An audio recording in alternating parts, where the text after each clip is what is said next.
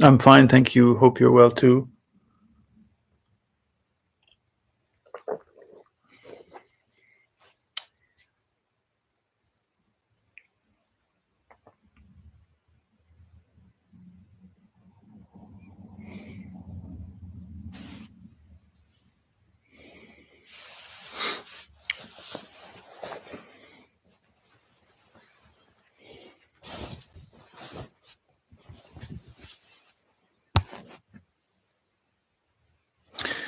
I would like to ask, how does friendship work? Wait. I would like to ask, how does friendship work, or how we should choose or make friends?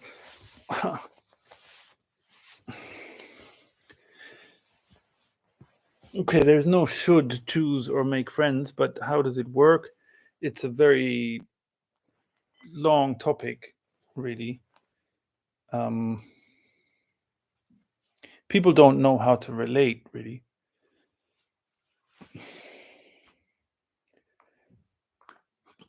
You could say, on the one hand, there is really no such thing as friendship, because if you have some kind of a fixation about someone, that this is now my friend, then there are always some strings of like obligation, loyalty, yeah, loyalty to like duty to be friendly to the other one, and so on. But what happens if something happens and it doesn't feel right? Then there's just conflict most of the time, people don't express themselves.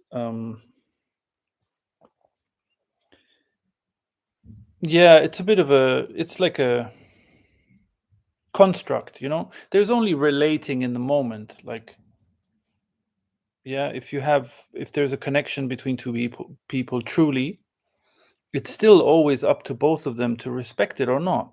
And what happens most of the time is that people claim it, like it's a kind of a possession thing, like, this is my friend, this is my group of friends.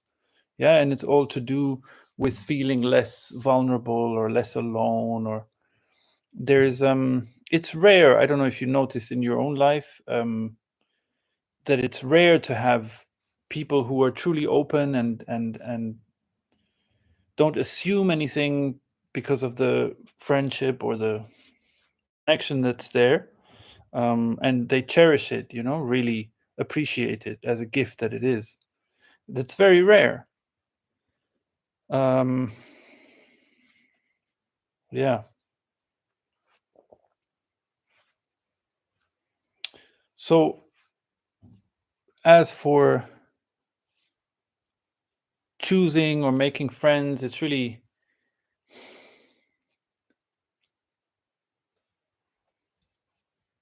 huh, I don't know, there's no how, but with caution, maybe that would be this thing, with caution, and to, we have a natural hesitation, right? um and with appreciation, if someone comes into your life and there's a true connection, still, that's not that doesn't mean that that person is going to respect it. Yeah. So it's like in a relationship, in any relationship, if there's an initial uh joy of like having met each other, it temporarily freezes all these ego games. Yeah. And then what happens is that after some time, after the in a relationship, at least in Western culture, you'll talk about, like, there's a honeymoon period. Okay, so in the beginning everything is nice, and the two are so in love with each other and so on, and then the ego comes back in, because it's such a strong habit. uh it comes back in. So initially the joy and the energy is so strong that the ego gets frozen temporarily, right? But then after it comes back and it tries to claim and it tries to put conditions and expect, there are so many expectations all the time, those things ruin relationships, really. Yeah. Satyajit, hi. I feel openness with a friend, and then it feels stupid somehow because in the beginning people talk differently, and after with time they change, or maybe in the beginning they show only the good side. Then what do you think? Yeah, that exactly. It's not like they show deliberately their good side in the beginning. It's you see their true self. It comes out because the ego is frozen. That's how they really are. Yeah. So then after some time the ego comes back and it starts to claim the connection, yeah, or it starts to, if it doesn't like something, then it'll say, oh, that wasn't important anyway, all kinds of games.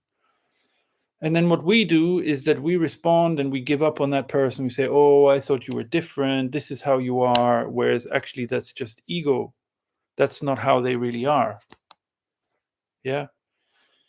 So yeah, I don't know, to start out from the beginning, it's just caution. If you know that that's what goes on, then you will take your time, and you'll be careful to not accept anything.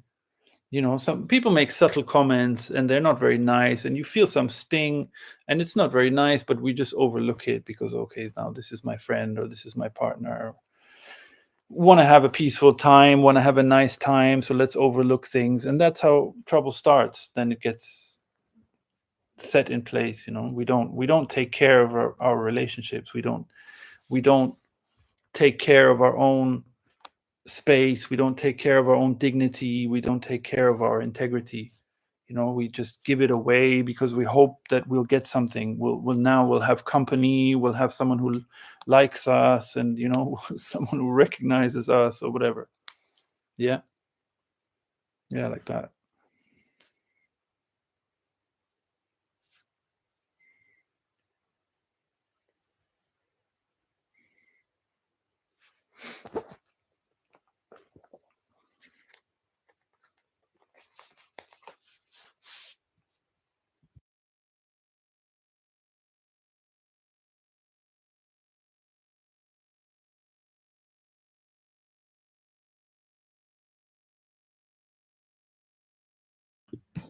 Then what do we do when the ego gets active again and their true self gets suppressed? We leave them or what? No, I mean, we that's another thing that happens, is that people give up so quickly. Yeah, someone behaves in a certain way, and then we get hurt, we have some hurt pride, and then we just give up on it. No, the thing to do, you got to separate clearly what the ego is and what the true self is. The ego, at least the way I use that word, is the preoccupation with how I am seen by others. Yeah, it's a defense mechanism, that's kind of conditioned into us. Yeah, it's not our true self. So if you see the difference, if you see that an action is coming from the ego, then you just kind of you stay firm. You don't accept what you don't like. You stay with how you feel. And if they misunderstand you, that's their problem. Then it's up to them if they're gonna uh, return to their sincerity. Yeah, you understand what I mean? So you relate on the basis of yes and no, like how you feel. Yes, I feel it's now I feel some sincerity from them, I can go forward. Or I don't, then I reserve myself. But the trouble is that what we ignore those things. We just give we sort of open ourselves indiscriminately, or we close our heart completely to the other person, yeah, because some hurt pride or something like that. So it's just about how you feel. It's about being firm and about how you feel. That's it. And then, of course, after a reasonable amount of time, you will notice, like, if okay, this is now finished, then you just walk away. The thing is always, like, we go along, we live our life. Someone decides to come along and sort of share, walk side by side, great. If they don't, see you later. You know what I mean? But what we do is that we deviate, we go, we chase people, or we sit in one spot, and we become depressed, and we just want, then we meet someone, and then all our faith gets put in that person. to make us feel better and stuff like that. So it's really just about trusting how we feel, because something doesn't feel right, it's not right. Something feels nice, it's nice. That's it. But we do the opposite. We switch them around. We don't like something that someone said. Somebody makes some subtle comment. You can't even respond because they're just going to defend themselves. But they make some subtle comment. It's nothing strong. It's not very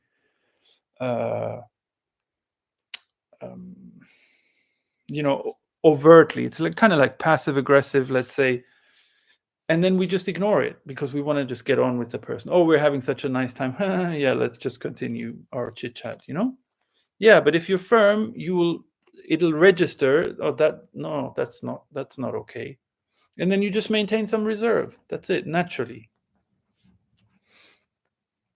It's just about respecting ourselves, really. It's about, and then you just, so for a relationship to work out, it has to have 50% from each person, right? You can't like sit on the fence and decide like, let me see if this person is really if this person is beneficial for me or not. We hold ourselves back unnaturally just as much as we go forward too much unnaturally. So it's really about the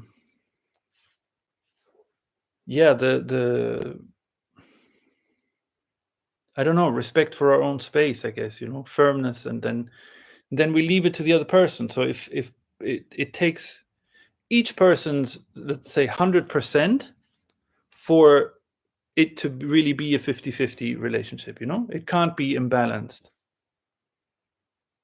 It can't be like in marriages or whatever. You have one person has so much burden and the other person does whatever they want. Both buy into those ego games, and there has to be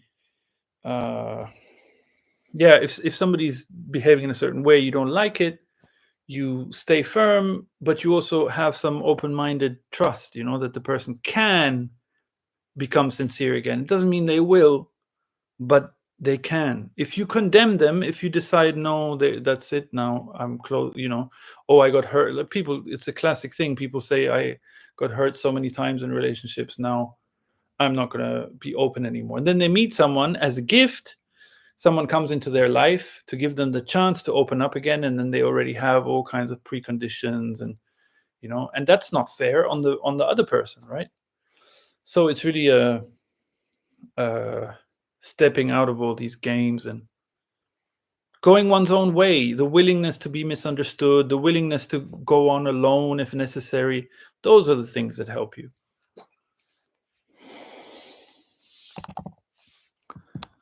I recently found that one of my friends was successfully acting like a supportive friend when she was doing fake empathy all along. Somehow she doesn't know how to be authentic. Somehow she believes in fake empathy is good if it works. Okay. I feel like I do go 100%, but the other person not. How can I deal with that? Yeah, then you don't accept that. Be clear that that's not okay. Don't make any excuses for it. That's how to deal with it. And you can't make it happen. You can't make the other person give their 100%. You can't ask it of them. You can't expect it of them. It's up to them. You leave it up to them. And if they don't, then you just go on your way alone. Of course, it's going to be sad. That's natural. But better to walk on alone than to be with some fakeness, right? What is friendship really? I said at the beginning, it doesn't really, there is no such thing really. There's just how we relate to each other. Or you can say it's a nice companionship. I don't know.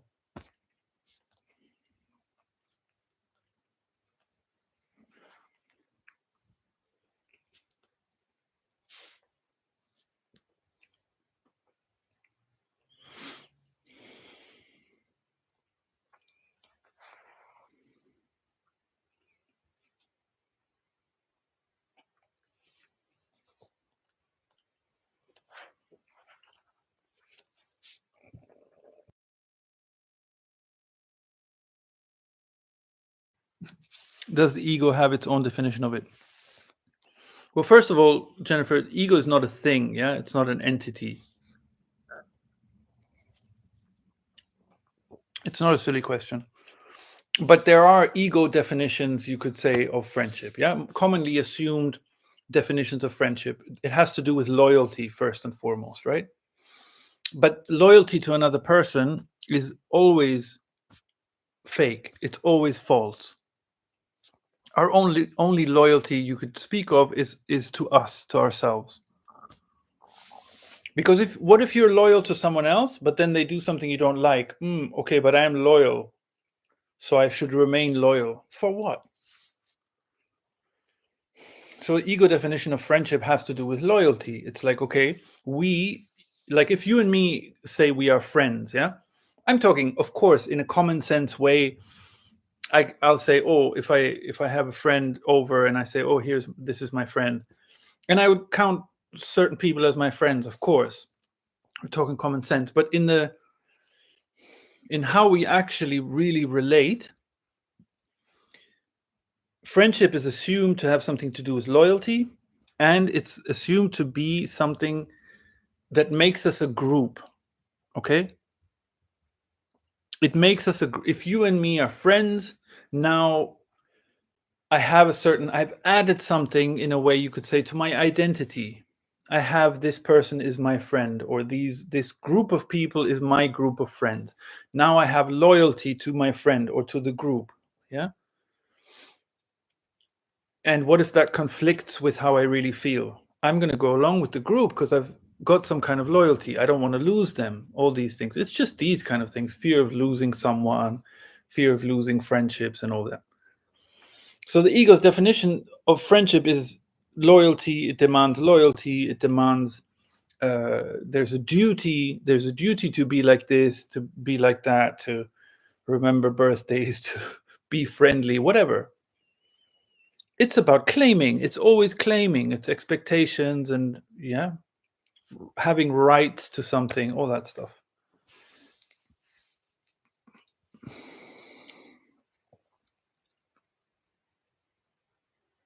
So there's nothing which can be termed as friendship that's heartbreaking.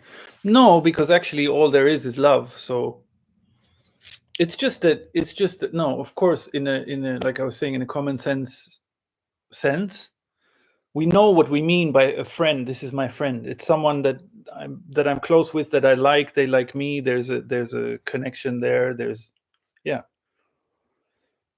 But there's so much add-on to that. Yeah, because the ego is active, it will claim the friendship, it will claim the person, and there are strings of duty and all those things, loyalty. So there's nothing heartbreaking about it.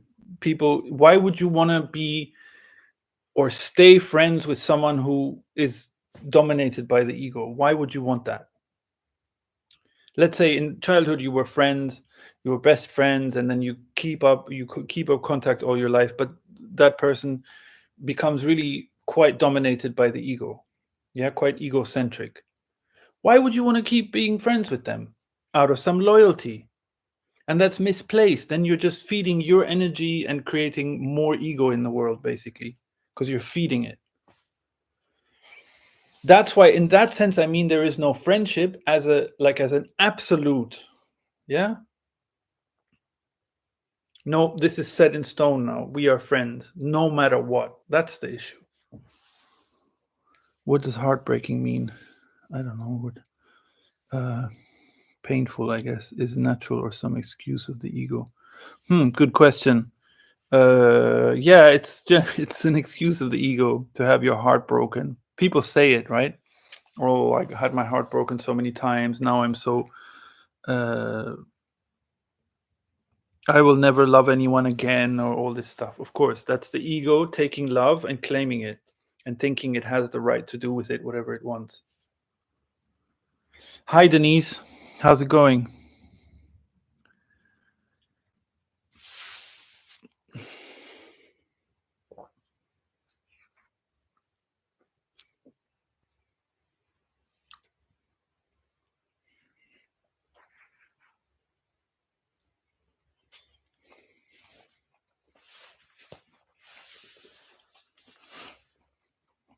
Schön.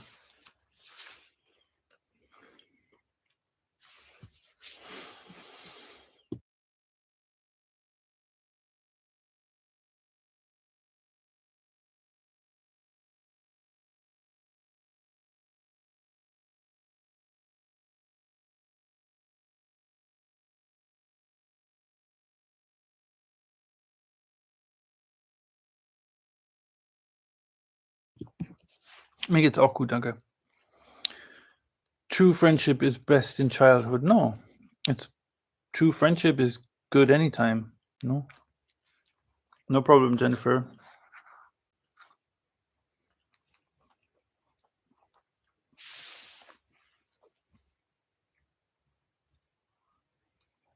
Ich komme ein bisschen asynchron an. Tut mir leid, ich weiß nicht, worum das geht, warum das ist.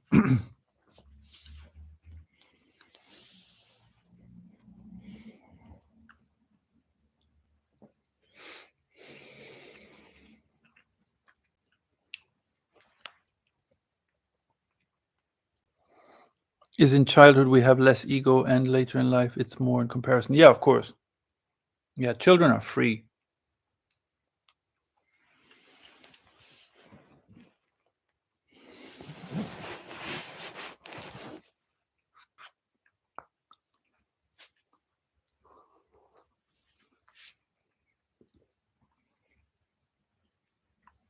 Alles klar.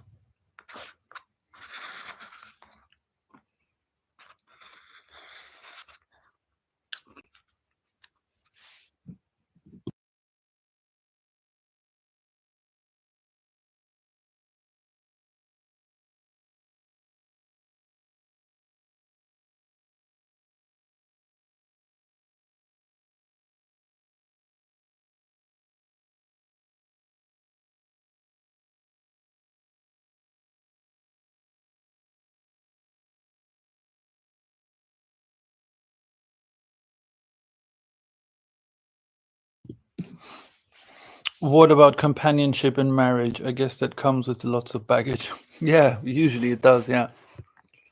But it doesn't have to. Where there's claiming, things are going to get claimed, right? It's not something passive. Claiming is not something passive.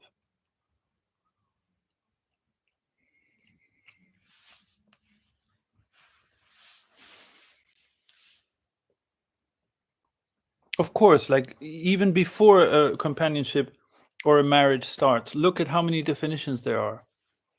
Yeah, look at what traditions say about companionship and marriage. Cultures, different cultures, their definitions and the rules and this and that.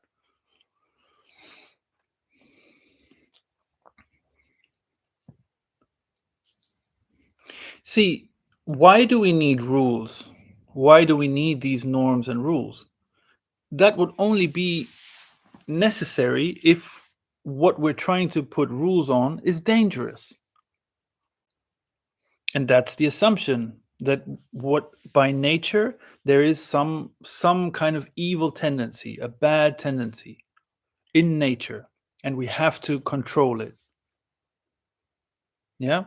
That's about the planet, that's our attitude towards the planet, and it's the attitude towards our own nature. Yeah, there's something bad, there's something low, there's something greedy by nature, there's something evil by nature, so we have to control it. So we make up norms. This is how you should behave. Now, to bring out the best in humanity and all that stuff. Yeah. That's really, you could say, also non-duality in a nutshell. There are not two things. There isn't something good and something evil. It's just not split. That's it.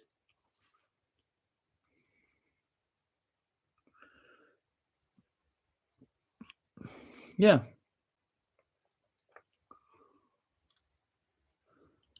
Okay, it doesn't have to be. Two people can get married and for maybe even for some logistic reasons, for visas or whatever, and be totally happy and see it as just a celebration of their togetherness. That's it.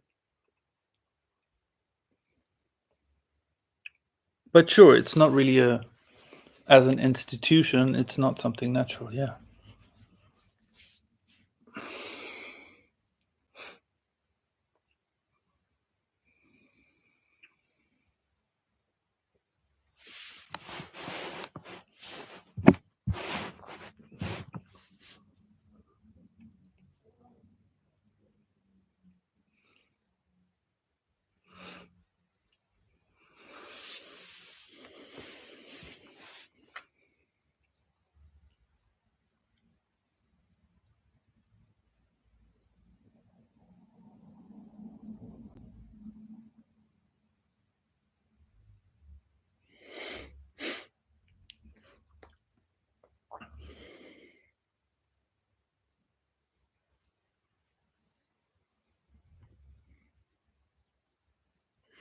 But people really, yeah, don't know how to relate to each other.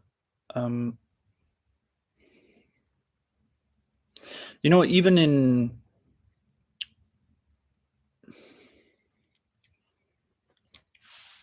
that's why if you will hear this, that's why we can only say that what is immediate. Yeah. So it's in right now, it's in how we relate to each other. Yeah. That's what it is. So for example, like I'll get sometimes people will write me an email. Yeah. So someone wrote to me once and just wrote like no hello, no nothing. Just wrote like, what is happiness? Or how can I be happy? Something, one of those it was. And then I didn't respond. Then because it's weird, and it didn't feel right. So then they wrote again, and then it was a bit more detailed. Still, it wasn't like like Jennifer. Jennifer is always super kind and has a lot of sensitivity and sincerity. So that's where it's at. That's it, really. Yeah, for your whole life. So then I answered some things. They asked something, I answered. They asked a couple more things, I responded. And then they asked another thing, and it was like it was a long topic. So I was like, okay, I didn't feel like, because there was no bye, no thanks, no nothing, no hello, no nothing. So I was like, look, I also do one-on-ones, yeah, for paid. So this is a long topic. If you want, you're welcome to book that. And then he wrote back, oh, I thought you were honest. I didn't realize you were in this to make money. Yeah. So interested in non-duality, listening to lots of non-duality talks, trying to get basically trying to get to take to claim freedom. Yeah, that's what goes on in many cases, in most cases, but can't relate with the most basic politeness even, you know so then where are you going? You know what I mean? It's here, like now, how we relate right now. That's where it's at. It's not some future freedom. I'm waiting. I'm listening to so many non-duality talks. One day, maybe it'll drop if I'm lucky, because I've heard so many stories. It's so rare, blah, blah, blah. If I'm lucky, maybe one day, boom, it'll just happen for me. But somehow I have this inside conviction that the more I listen and the more I'm attentive and disciplined and focused on it and listen and remember stuff that I hear and then apply it, then it might make it quicker for me. Yeah. So this goal oriented thing, no, it's here now, how we relate right now. It's how you, if you go to a talk, it's how you speak to that person. Yeah. And obviously how the person speaks to you as well. But it's just like the discussion of friendship. There are no obligations there. If somebody comes at me rude, I'm going to respond in the same way. I don't have any obligation to be nice to people. Yeah, nobody can make me, if there's freedom, it's free. So you can't say that there's some norm or rule, this is how we should relate. But what happens naturally is that there's sensitivity. You feel things. You feel if someone is sincere or not. Yeah. It's only on that level. That's why it's here and now, like how we relate to each other. That's it. That's the whole ball game.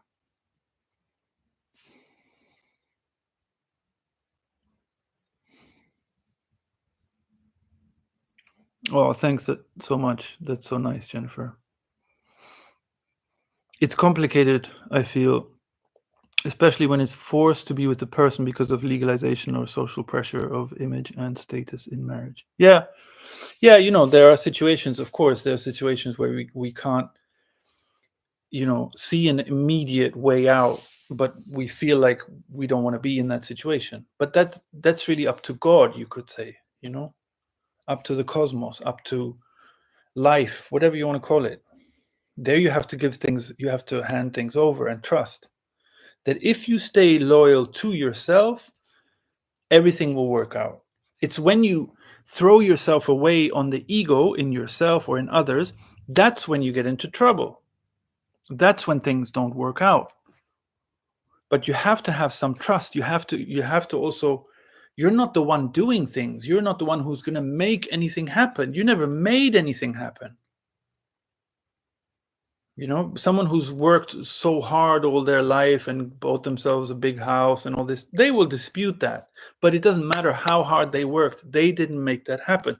They wouldn't be able to lift their little finger if it were not for the energy that they get every day.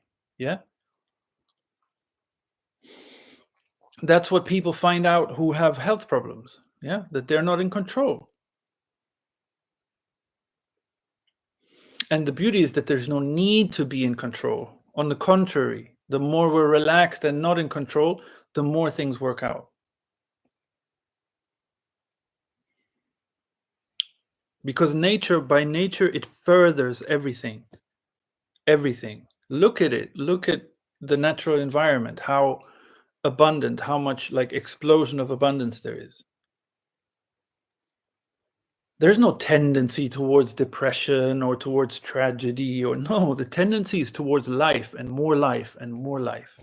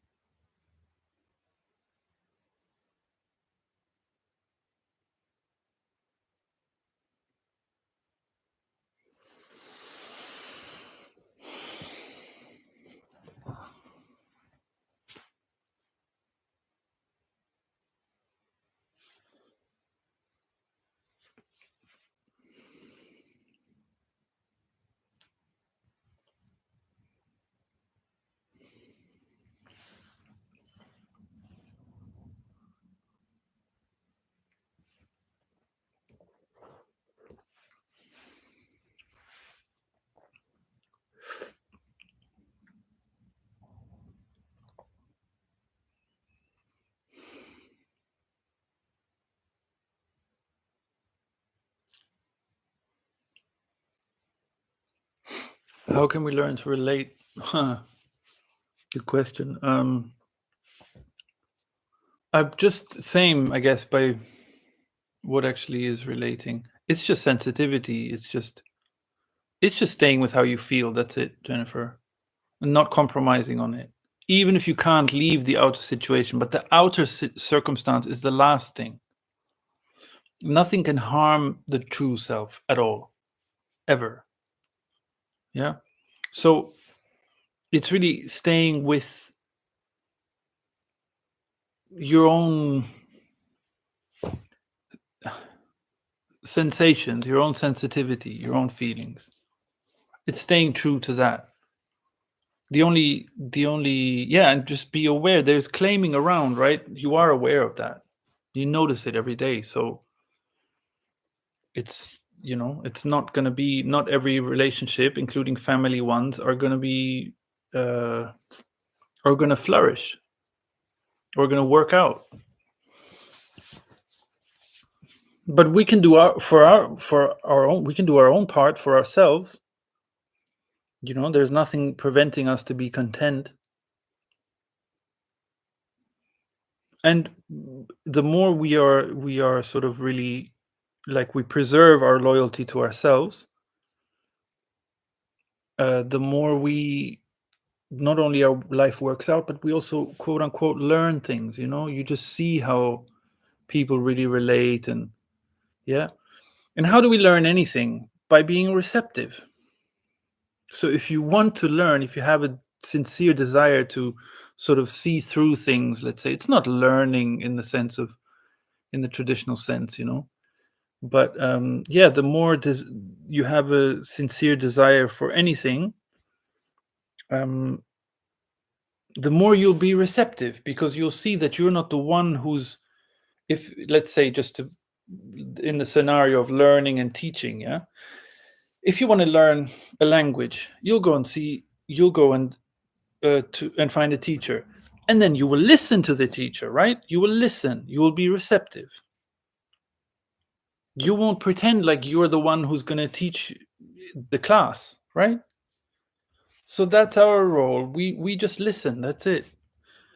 Okay, that's just an example. It's not a teacher student scenario, but you know what I mean. It's just about receptivity. So if you want to learn to relate, as you say, then you will. If you want to see through these things, all these questions you're writing here, they're not really questions. We're just having a conversation, but they are all, and you don't need me to answer anything. You can find all these things out, like you find, yeah, it's just a sincere desire. I don't know how else to put it.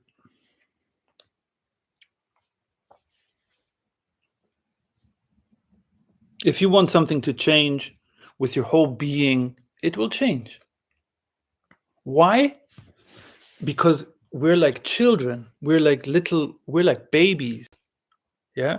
We're like, why would our parents love, where there's no claiming whatsoever, so the love can actually flow freely for once? Why would it not give its child what the child really wants? It might not give us what we sort of, I'd quite like to have hundreds of millions of whatever, but maybe that's not our heart's desire. So even better, these parents know our heart's desire, right? And why would they not give us what we really want? But we think, no, life is hard, life is stingy, and so on. Yeah. Or God is somehow vengeful, or God has conditions, so I have to make this offering or that sacrifice, then I'll get what I want. There are no deals. Life doesn't make any deals with us. It's not a tit for tat. Why would life not give us what we really want? The only reason we don't get it, it's not that we're not being given it, it's that we have closed ourselves to it. We don't make space because we think we are the one who is doing things. We're the ones who are in charge. We have the responsibility, and so on. Yeah. Which, what it boils down to is an arrogance. We don't run things. We don't make the sunshine. We don't make the perfect balance of gases in the atmosphere to promote life. We don't do that. So why are we so important to oh, I'm responsible for my child so that my child gets a good education and one day, is able to earn good money, and that way they can survive. So basically, I'm responsible for my child's survival, right? That's nonsense.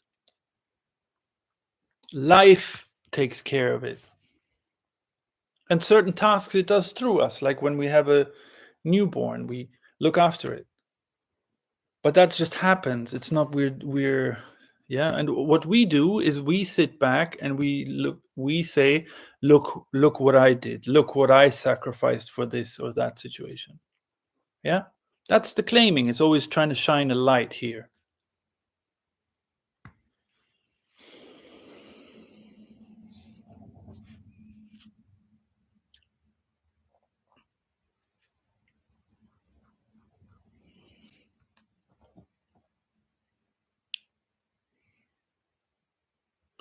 So relating is just it's just an interplay of energy. It's just attraction. Yeah, but we don't pay attention really, or give enough weight to the attraction or the aversion. Yeah, if something, we play along the social norms. We play along with social games, and they don't work on attraction. It's not based on love. It's based on claiming. It's based on prescriptions, prescribed ways of doing things, promoting pride, promoting the human place at the center of everything. Yeah.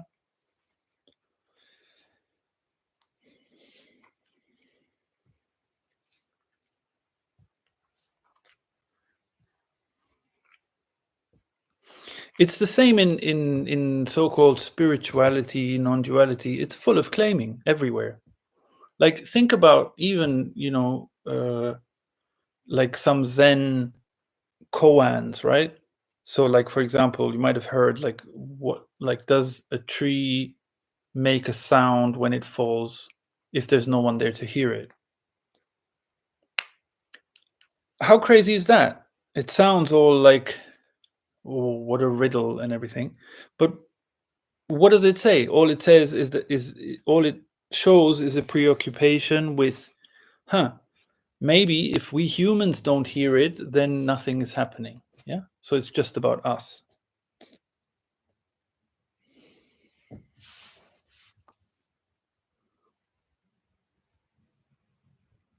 It sounds or feels so simple, but at the same time it looks impossible to apply. Maybe it's just ego control. Yeah, that's what the ego will say, that it looks impossible, or it seems impossible, or I won't even try. But it's just talk. It's just talk. We say these things, but we've never even tried it. We've never even tried. We don't respect our own firmness. We don't stay firm. We don't say, I'm not accepting that no matter what. Do whatever you want.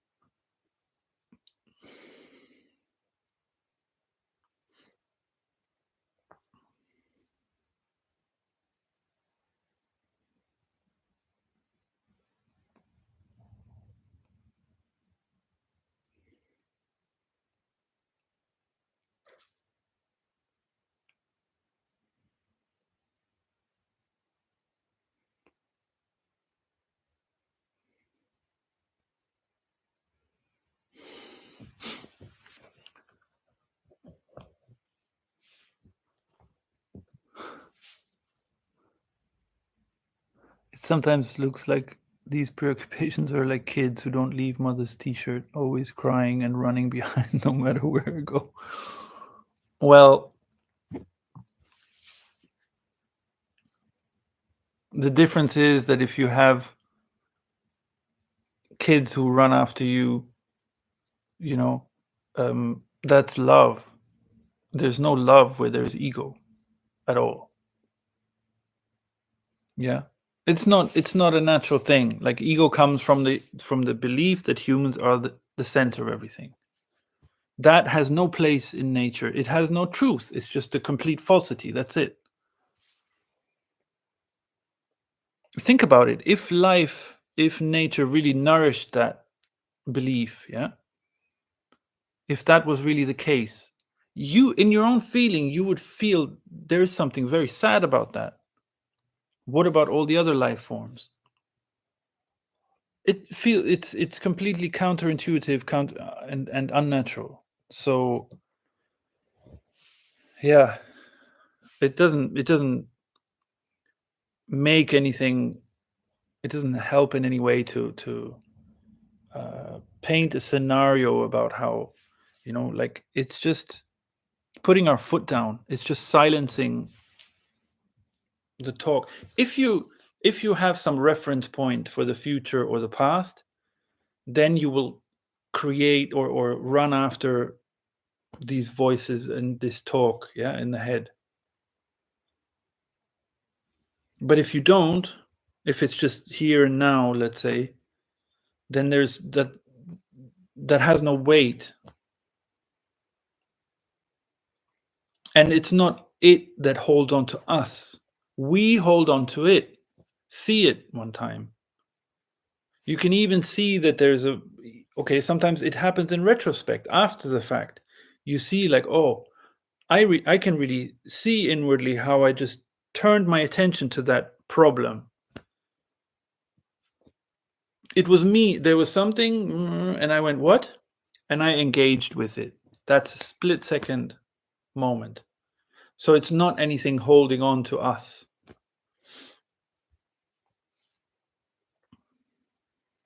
But what's the point of saying, oh, poor us? You know, these voices are tempting us to give them attention. Oh, poor us. No, they can't come anywhere. They're not in our space. You know, they can't come into our space ever. They're just like at the outside the gates doing meh, meh, meh. But you lose interest, they will lose interest. They will, oh, here there's nothing to be gotten here. There's no response. I can't provoke here. Yeah, my provocation doesn't have any effect. The energy, the air goes out of it, and they turn away and walks away. But if we keep giving it attention, of course it's going to come back begging all the time. So in that sense, you know, the natural response is to really put our foot down.